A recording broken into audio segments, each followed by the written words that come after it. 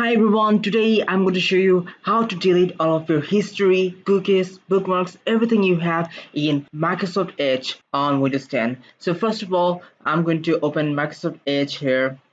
Now after you open Microsoft Edge, you have to go to this three dot option right here and click on it. Then after going to the three dot option, you have to go to the settings right down here. And then from here, you have to go to privacy and search and service.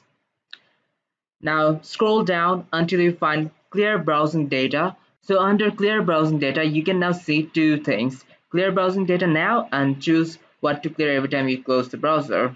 So we are going to choose clear browsing data now because we want to delete the history. So click on choose what to clear.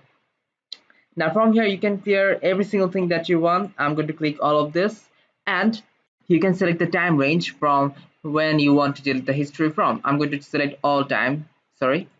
All time.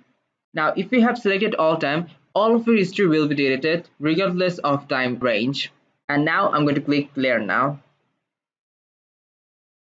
So that's how you can clean your browsing data that can include history, password, cookies, and more. So thank you everybody for watching this video, and if you think this video was helpful to you, please consider subscribing and liking this video, and I will see you in the next video. Goodbye.